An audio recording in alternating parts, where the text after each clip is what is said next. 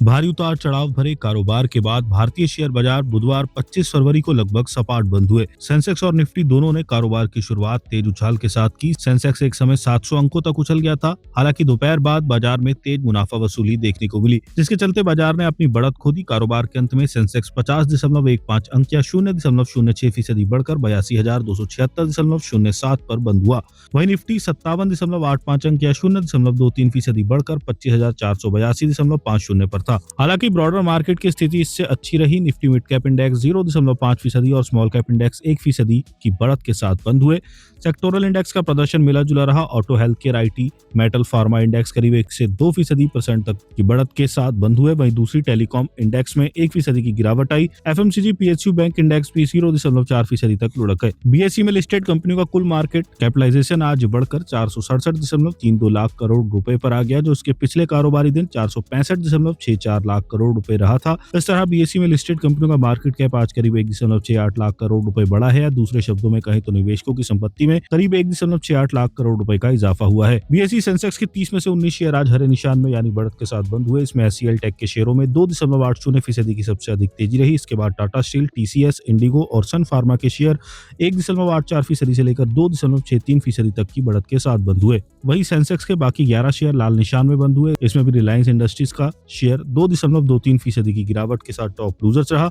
वहीं state bank of India, Adani ports, eternal और भारतीय एयरटेल के शेयरों में 1.39% से लेकर 1.93% तक की गिरावट रही। 26 फरवरी को कैसी रह सकती है बाजार की चाल? जियोजीत इन्वेस्टमेंट्स के रिसर्च हेड विनोद नायर का कहना है कि अच्छे ग्लोबल संकेतों और एआई से जुड़ी अनिश्चितता कम होने से यूएस टेक स्टॉक्स में तेजी आई है।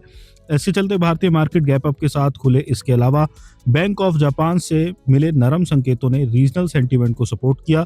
इससे एशियाई मार्केट मजबूत रहे। हालांकि यूएस प्रेसिडेंट के टैरिफ पर नए कमेंट से ग्लोबल ट्रेड की चिंताएं फिर से बढ़ गई हैं। ऐसे में रुपए में गिरावट के 7 दिन की बढ़त सीमित हो गई है। अब आगे बाजार की दिशा तय करने में यूएस ईरान जैसे जियोपॉलिटिकल टेंशन के साथ ही एआई और टैरिफ से जुड़ी खबरों की अहम भूमिका हो सकती है। थिनक्रेडब्ल्यू के फाउंडर गौरव उदानी का कहना है कि निफ्टी में आज एक और उतार चढ़ाव वाला सेशन देखने को मिला। शुरुआती ट्रेड में इंडेक्स करीब 225 अंक बढ़कर 25,652 के हाई पर पहुंच गया, लेकिन मोमेंटम बनाए रखने में नाकाम रहा और धीरे धीरे बढ़त गवाकर करीब 50 अंक ऊपर 25,475 पर बंद हुआ। हाई के पास रिजेक्शन ये दिखाता है कि 25,650 से 25,800 जोन में सप्लाई बनी हुई है।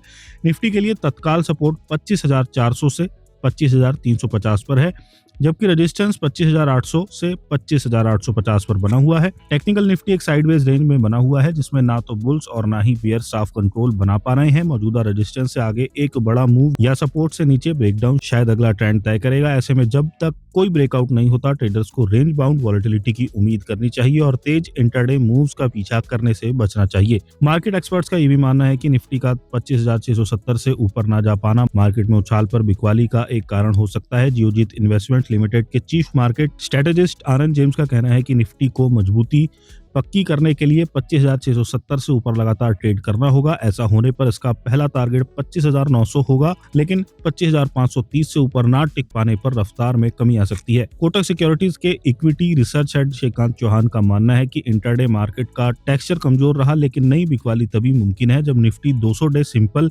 मूविंग एवरेज या 25,300 के नीचे चला जाए। अगर निफ्टी इस लेवल से ऊपर ट्रेड करने में कामयाब रहता है तो 25,500 से 25,650 तक वापसी कर सकता है।